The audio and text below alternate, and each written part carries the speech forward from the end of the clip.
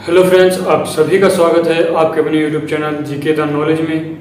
इसमें हम आज बात करेंगे जो लाइफस्टाइल था आर्यों का ऋग वैदिक काल में वो कैसा था, कि उनका जो राजनीतिक जीवन कैसा था या फिर सामाजिक जीवन कैसा था, उनकी परंपराएं कैसी थी, उसके बारे में हम आज देखेंगे। तो आइए शुरुआत करते हैं वैदिक काल के जो लाइफस्टाइल, जो आर्यों का लाइफस्टाइल था वैदिक काल में, ऋग वैदिक काल में। ऋग वैदिक काल में जो आर्यों का लाइफस्टाइल था उसके बारे में। ऋग वैदिक काल, ऋग वैदिक काल में जो लाइफस्टाइल था आर्यों का, उनके बारे में हम देखेंगे। तो सबसे पहले हम बात करते हैं उनके राजनीतिक जीवन में। राजनीतिक जीवन की अगर हम बात करें तो जो आर्य जो थे वो कबीलों में विभक्त थे। जो आर्य हैं वो क्या थे? वो कबीलों में विभक्त थे, कबीलों में विभक्त, कबीलों में विभक्त थे। कबीलों को उस समय क्या कहा जाता था? जन कहलाते थे। कबीले जो थे, कबीले क्या कहलाते थे? जन। जो आर्य थे वो कबीलों में विभक्त थे, यानी जो कबीलों को जन कहते थे। और जन का मुखिया, जन का जो मुखिया होता था वो राजा होता था। जन का मुखिया कौन होता था? राजा होता था।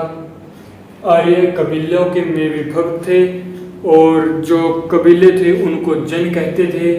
जन जो थे, जन का जो मुखिया होता था वो राजा होता था, और राजा का कार्य था जन की रक्षा करना।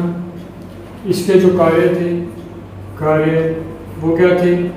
कि जन की रक्षा करना और दुर्गों का नंबरे, और जो दूसरा क्या था?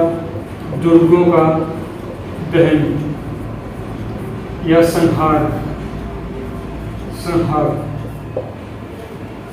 दुर्गों का संहार, यानी जो किले हैं, किलों को नष्ट करना, यानी शत्रुओं के किलों को ध्वस्त करना, उनको नष्ट करना राजा का कार्य था। और जन की रक्षा यानी कबीलों की रक्षा, यानी जो आर्य लोग थे उनकी रक्षा करना राजा का कर्तव्य था। इसके अलावा तो ये काम तो करते थे, लेकिन राजा को भी कुछ चाहिए। तो राजा को क्या करते थे? ये टैक्स देते थे। जो टैक्स दिया जाता था यानी कर देते थे, वो कौन सा कर था? बलि। बलि कर जो स्वैच्छिक था, स्वैच्छिक कर था, जो राजा को जन के द्वारा दिया जाता था। मतलब वहाँ के जो लोग थे बलि नामक कर देते थे, अपनी स्वेच्छा से देते थे। स्वैच्छिक कर था ये, बलि कर था जो राजा को दिया जाता था। जिस प्रकार आज के समय में हम टैक्स चुकाते हैं, यानी जीएसटी जो हम भरते हैं, यानी हमारी जो सरकार है, यानी जो हमारा राजा है, सरकार है, उसको उसी प्रकार उस समय भी क्या होता था? टैक्स दिया जाता था, यानी कर दिया जाता था।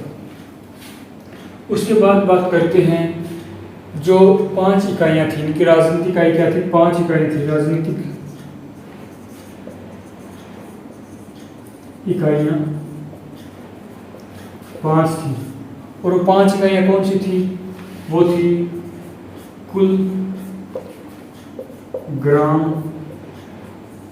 विश्व, जन और राष्ट्र। पूछ ले कि कितनी इकाइयाँ थी? वैदिक वैदिक काल में जो आर्यों की राजनीतिक इकाइयाँ कितनी थी? तो वो 5 थी। कौन कौन सी थी? कुल, ग्राम, विश्व, जन और राष्ट्र। ये 5 इकाइयाँ थी राजनीतिक इकाइयाँ। उसके बाद बात करते हैं इनके सामाजिक जीवन की। ये तो था इनका राजनीतिक जीवन जिसमें टैक्स देते थे, इनकी इकाई होती थी, राजा होता था, जो वंशानुगत नहीं था कि ये नहीं राजा का बेटा राजा बनेगा, इसलिए कोई मैटर नहीं करता था, कोई भी राजा बन सकता था। जो भी लोकप्रिय होता था वो राजा बनता था। राजा का जो पद था वंशानुगत नहीं था। ठीक है।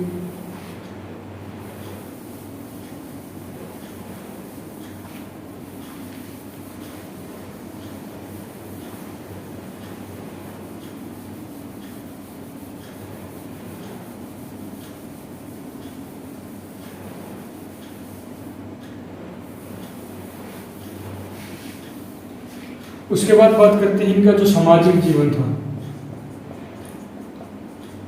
सामाजिक जीवन, सामाजिक जीवन की अगर हम बात करें कैसा था, तो इनका जो सामाजिक जीवन था, जो आर्य थे, दो वर्गों में विभाजित थे। एक तो आर्य व दूसरा अनार्य। दो वर्ग थे, एक था आर्य और दूसरा था अनार्य। दो वर्ग थे, दो खंड थे, आर्य और अनार्य। लेकिन जो ये क्या होते थे, संयुक्त परिवार में होते थे। संयुक्त परिवार, इनका क्या था, संयुक्त परिवार होता था इनका। जो वहाँ के लोग थे, उस समय के जो लोग थे, संयुक्त परिवार में रहते थे। लेकिन आज कोई भी जॉइंट फैमिली में नहीं रहता, सब अपने अपने जो है अकेला रहना पसंद करते हैं, अलग अलग रहते हैं। कोई विदेश चला जाता है, कोई कहीं पे रहता है। तो मतलब जो पहले जो संयुक्त परिवार होता था वो आज हमें देखने को नहीं मिलता। तो बात करें उस समय की, तो जो सामाजिक जीवन था उस समय का वो था संयुक्त परिवार का। दो वर्ग होते थे, आर्य और अनार्य। साथ में जो परिवार का बड़ा सदस्य ही जो होता था उसकी चलती थी, यानी बड़ा सदस्य में जो पितृसत्तात्मक जो पद्धति चल रही थी, पितृसत्तात्मक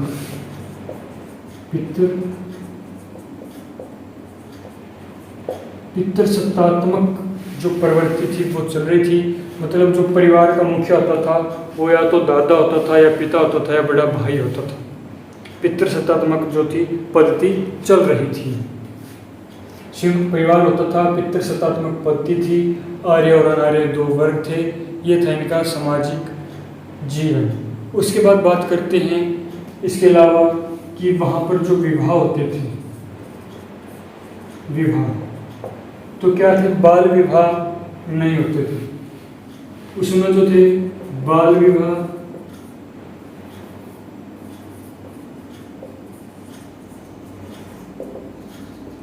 बाल विवाह नहीं था उस समय, लेकिन दहेज प्रथा थी।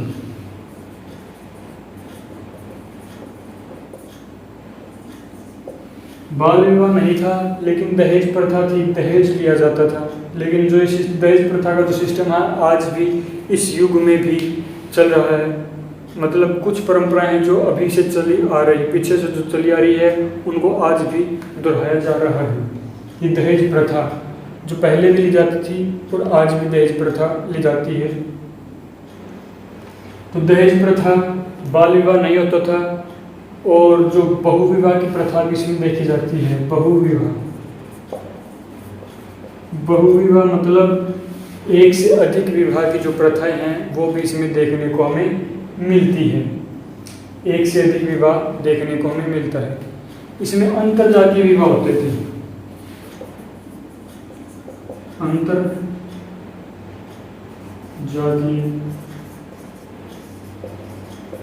अंतरजातीय विवाह भी होते थे। अंतरजातीय विवाह होते थे मतलब निम्न जाति का, ये आपको पता ही है, अंतरजात का विवाह होता था। लेकिन यहाँ पर अंतरजातीय विवाह आज के समय में जो है अंतरजातीय विवाह नहीं होते। अगर अंतरजातीय विवाह हो जाता है तो वो टिकता ही नहीं, लड़ाई झगड़े 100 बात होती है उसमें। अंतरजातीय विवाह आज के टाइम में है ही नहीं। कोई कर ले तो गोलियां बंदूकें चल जाती है। तो जो उस समय क्या था, अंतरजातीय विवाह भी होता था, बहु विवाह भी होते थे, दहेज प्रथा भी थी, बाल विवाह नहीं होता था। और अंतरजातीय विवाह में क्या था, अनुलोम विलोम कह सकते हो कि अनुलोम और प्रतिलोम दो प्रकार से थे। ये अनुलोम और प्रतिलोम। अनुलोम और प्रतिलोम में क्या था, अनुलोम में तो जो लड़का था वो उच्च वर्ग का होता था, उच्च वर्ग, और जो लड़की होती थी वो निम्न वर्ग की। लेकिन प्रतिलोम में क्या होता था, जो लड़की थी वो निम्न वर्ग, जो उच्च वर्ग की होती थी लड़की जो थी उच्च वर्ग की, और लड़का निम्न वर्ग का।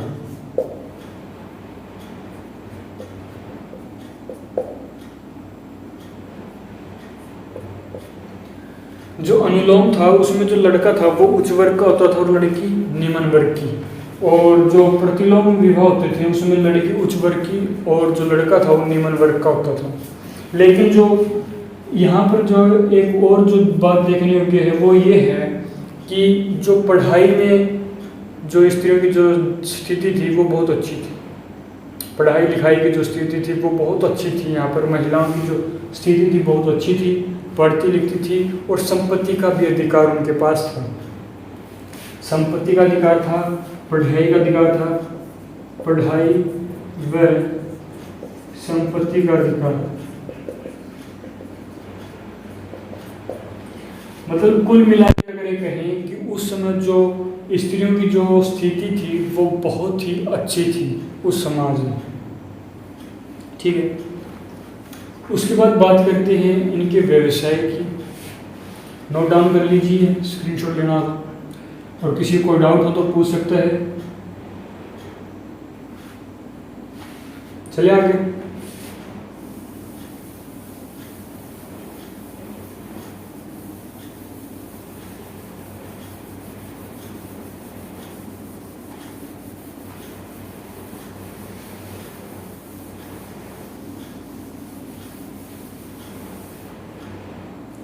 बात करेंगे व्यवसाय की।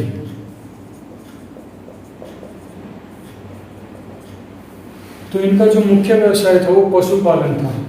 जो मुख्य व्यवसाय था वो पशुपालन था, पशु पालते थे।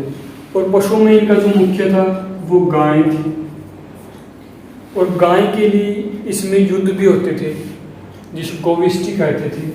गायों के लिए क्या होते थे? युद्ध। और इनको हम क्या कहते थे? गोविष्ठी। जो व्यवसाय था, जो आर्यों का, जो ऋग वैदिक काल में जो आर्य थे उनका जो व्यवसाय था वो मुख्य व्यवसाय पशुपालन था। पशुपालन में सबसे प्रिय जो गाय थी इनकी, और गायों के लिए ऋग वैदिक काल में युद्ध भी होते थे जिसका नाम था गोविष्ठी। इसके अलावा बात करें इनकी जो फसल थी, तो ये जो है फसल से संबंधित हमें इतनी जानकारी नहीं मिलती क्योंकि इतने डेवलप नहीं थे ये लोग। तो यहाँ पर जो फसल की जानकारी मिलती है वो है जौ। हमें सिर्फ इनकी जौ की फसल की जानकारी मिलती है कि यहाँ के लोग जो है जौ पैदा करते थे, और जो लकड़ी से बने बड़े बड़े हलों का प्रयोग किया जाता था खेतों की जुताई के लिए। तो ये जो खेतों की जुताई करते थे, जिन हल का प्रयोग करते थे वो लकड़ी के बने हुए होते थे, और जो फसल का हमें इसके अंतर्गत वर्णन मिलता है। इसके अलावा बात करते हैं कि धार्मिक जीवन की। अगर हम बात करें धार्मिक जीवन की,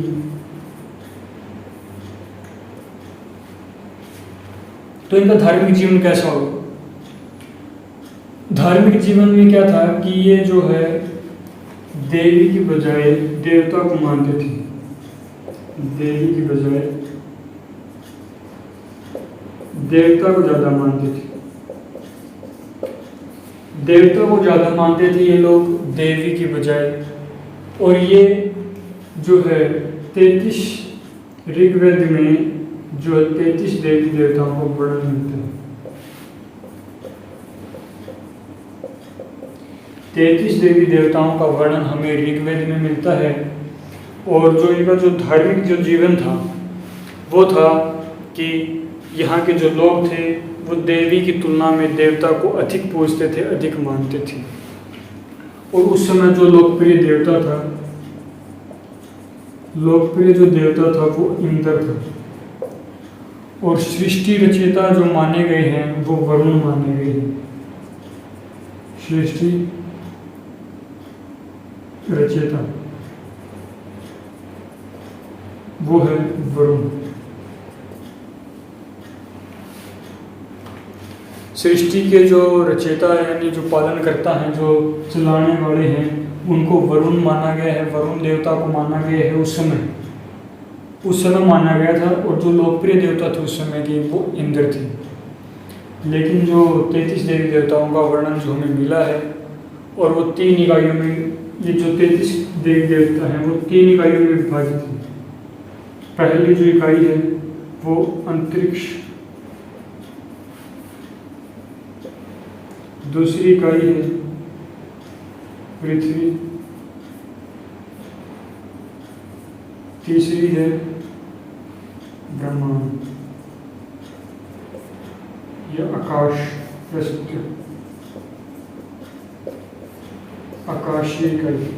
ये 3 इकाइयों में विभाजित थी, आकाशीय, अंतरिक्ष और पृथ्वी। इन 3 इकाइयाँ थी जिसमें देवी देवताओं का वर्णन किया गया है।